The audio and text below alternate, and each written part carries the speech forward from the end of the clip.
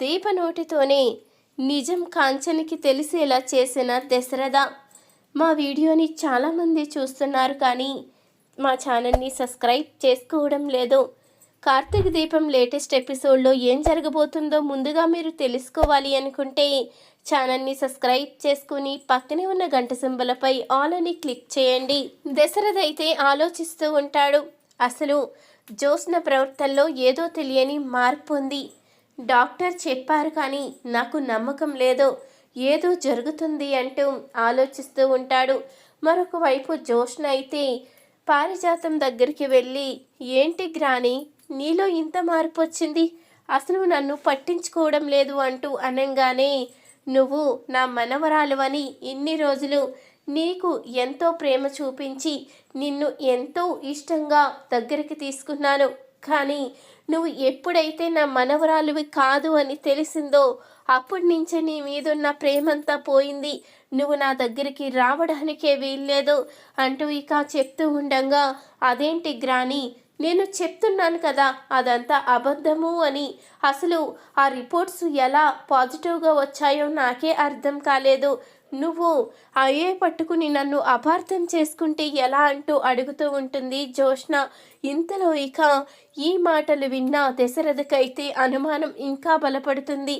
అంటే ఇప్పుడు కూడా బ్లడ్ శాంపిల్స్ మ్యాచ్ కావు అని వీళ్ళిద్దరూ అనుకున్నారు అంటే ఖచ్చితంగా ఏదో జరుగుతుంది.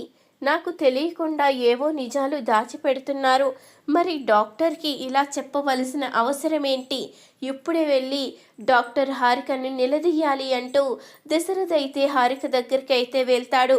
డాక్టర్, మీరు నాకు ఎప్పటి నుంచో తెలుసు, మీ మీద నాకు చాలా నమ్మకం ఉంది. కానీ మీరెందుకు నన్ను మోసం చేశారు? ఎందుకు నా దగ్గర అబద్ధం చెప్పారు? నా భార్యకి బ్లడ్ శాంపిల్స్ మ్యాచ్ అయ్యాయి, ఆపరేషన్ చేస్తాను అని ఎందుకు ఆశలు కల్పించారు? బ్లడ్ శాంపిల్స్ మ్యాచ్ అవ్వకుండానే మ్యాచ్ అయినాయి అని ఎందుకు చెప్పారు అంటూ అడుగుతూ ఉంటాడు దశరథ అయితే. మీరు ఏం మాట్లాడుతున్నారు?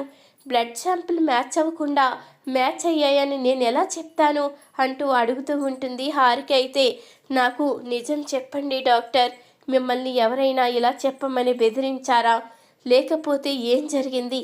నిజాన్ని చెప్పి మీ మీదున్న నా నమ్మకాన్ని నిలబెట్టండి అంటూ దశరథ అయితే అడిగేసరికి అప్పుడే హారిక అయితే చెప్తూ ఉంటుంది, ఇంతవరకు వచ్చిన తర్వాత మీ దగ్గర దాచిపెట్టడం అనవసరం. మీకు చెప్తున్నాను, మీకు మీ నమ్మకం నిలబెట్టగలను. ఎందుకంటే మీ భార్య ప్రాణానికి ఎలాంటి ప్రమాదం లేదు. మీ కన్న కూతురు మీ భార్యని కాపాడుతుంది అంటూ అనగానే, నా కన్న కూతురా? అదేంటి? జ్యోత్స్న బ్లడ్ శాంపిల్స్ మ్యాచ్ అవ్వనప్పుడు నా కన్న కూతురు నా భార్య ప్రాణాలు నిలబడుతుందని ఎలా చెప్పగలుగుతున్నారు అంటూ అనగానే, చూడండి, జ్యోత్స్న బ్లడ్ శాంపిల్స్ మ్యాచ్ కాలేదు అన్నాను కానీ మీ కన్న కూతురు బ్లడ్ శాంపిల్స్ మ్యాచ్ కాలేదు అని చెప్పలేదు కదా అంటూ చెప్పంగానే, అసలు మీరు చెప్పేది నాకు కొంచెం కూడా అర్థం కావడం లేదు డాక్టర్, మీరు ఏం చెప్తున్నారు అంటూ అడుగుతూ ఉంటాడు దశరథ అయితే. ఇప్పుడు చెప్తాను వినండి. మీ కన్న కూతురు బ్లడ్ శాంపిల్స్ మ్యాచ్ అయ్యాయి అంటే మీ కన్న కూతురు ఎవరు అని మీరు తెలుసుకోవాలన్న ఒక్క ఆలోచన కూడా మీకు రావడం లేదా?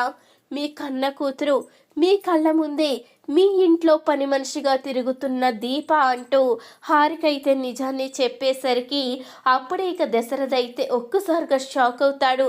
ఏంటి డాక్టర్ మీరు అనేది? దీప నా కన్న కూతురా అంటూ అడుగుతూ ఉండగా, అవును సార్, దీప కార్తిక్ ఇద్దరు నా దగ్గరికి వచ్చారు. మా అమ్మని నేను బ్రతికించుకోవాలి, వెంటనే మీరు ఆపరేషన్కి ఏర్పాట్లు చెయ్యండి అని దీప అయితే అడిగింది. కానీ అందుకు నేనైతే ఒప్పుకోలేదు. ఎందుకంటే దీప బోన్ మ్యారో ఇస్తే తన కడుపులో ఉన్న బిడ్డ ఖచ్చితంగా బ్రతకదు. ఆ కడుపులో ఉన్న బిడ్డ మీద వెనకాల వాళ్ళు ఎన్నో ఆశలు పెట్టుకుని ఉంటారు. ఆయన కన్న తల్లిగా తనకే ఎన్నో ఆశలుంటాయి. కార్తీకు కన్న తండ్రి కాబట్టి తనకి ఎన్నో ఆశలుంటాయి. అందుకనే ముందుగానే చెప్పాను. కానీ దీప మాత్రం నా తల్లి బ్రతకాలి, నా బిడ్డని నేను త్యాగం చేయడానికి కూడా సిద్ధమే అని చెప్పింది. మీరు చిన్నప్పటి నుంచి తనని చేరదీయకపోయినా, తనకి మీ ప్రేమను పంచకపోయినా మీకు తన గుండెల్లో గుడి కట్టింది. మీరన్నా సుమిత్ర గారన్నా తనకి ప్రాణమంటూ హారిక అయితే నిజాన్ని బయట పెట్టంగానే ఆ మాటకి ఇక దశరథ అయితే కుమిలిపోతూ ఉంటాడు.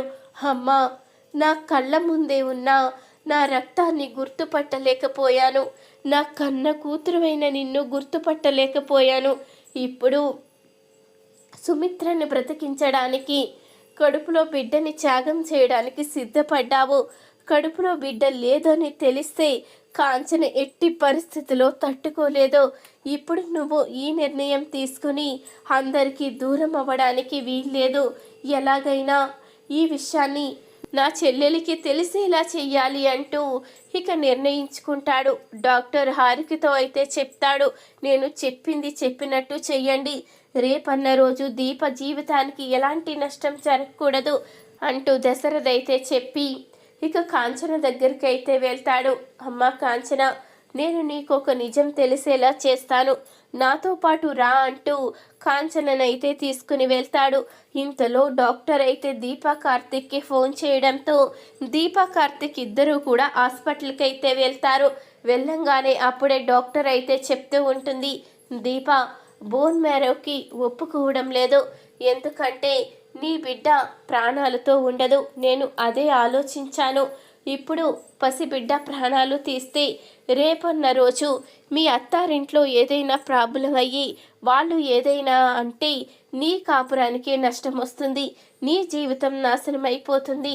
అందుకనే నేను అలా ఆలోచించాను అంటూ అనగానే, లేదు డాక్టర్, ఎవ్వరూ ఏమీ అనరు. ఆ పూచి నాది. నా భర్తే ఒప్పుకున్నప్పుడు, నా భర్తే సపోర్ట్గా ఉన్నప్పుడు ఇక ఎవరేమంటారు? దయచేసి మిమ్మల్ని కాళ్ళు పట్టుకుని అడుగుతున్నాను, నా తల్లిని బ్రతికించండి. నాకున్న ఈ ఒకే ఒక్క అవకాశాన్ని వినియోగించుకొనివ్వండి. నా తల్లి ప్రాణాలని నిలబెట్టే అవకాశం నాకు కల్పించండి. నా కడుపులో బిడ్డ లేకపోతే అత్తయ్యగారు బాధపడతారని తెలుసు, కానీ అలాగని చూస్తూ చూస్తూ నా కన్న తల్లిని వదులుకోలేను కదా. అందుకనే ఈ నిర్ణయం తీసుకున్నాను. మీరు మళ్ళీ మళ్ళీ ఆలోచించి అత్తమానికి ఆపరేషన్ చెయ్యను అంటూ మాట్లాడకండి డాక్టర్. ఈ ఒక్క అవకాశాన్ని నాకు కల్పించండి, నా తల్లిని బ్రతికించుకునే అవకాశం నాకు కల్పించండి అంటూ ఇక దీప్ అయితే డాక్టర్ చెయ్యి పట్టుకుని కుప్పకూలి ఏడుస్తూ ఉంటుంది. ఇక ఈ మాటలు విన్న కాంచన అయితే అసలు నిజం తెలుసుకుంటుంది. చూసావమ్మా, దీప నా కన్న కూతురు. ఈ నిజం దీప నోటితోనే నీకు తెలియాలని ఇక్కడికి తీసుకువచ్చానమ్మా. నా బిడ్డ, నా భార్యను బ్రతికించడానికి ఎంత త్యాగానికి పూనుకుందో చూడు అంటూ దశరథ అయితే కాంచనకి నిజం తెలిసేలా చేస్తాడు. ఇక దీప దగ్గరికి వెళ్ళి, అమ్మా దీప, నువ్వు ఇంత త్యాగం చెయ్యడం నేను భరించలేను, దీనికి ఏదోటి మార్గం ఉంటే ఆలోచిద్దాము అంటూ దీప దగ్గరికి వెళ్ళి ఇక దీపనైతే దగ్గరికి తీసుకుని ఓదారుస్తూ ఉంటాడు. దశరథ అయితే ఈ వీడియో కనుక మీకు నచ్చినట్లయితే తప్పకుండా ఒక్క లైక్ చేయండి, మా ఛానల్ని సబ్స్క్రైబ్ చేసుకుని పక్కనే ఉన్న గంట సింబలపై ఆల్ అని క్లిక్ చేసి మీ సపోర్ట్ను మాకు అందివ్వండి.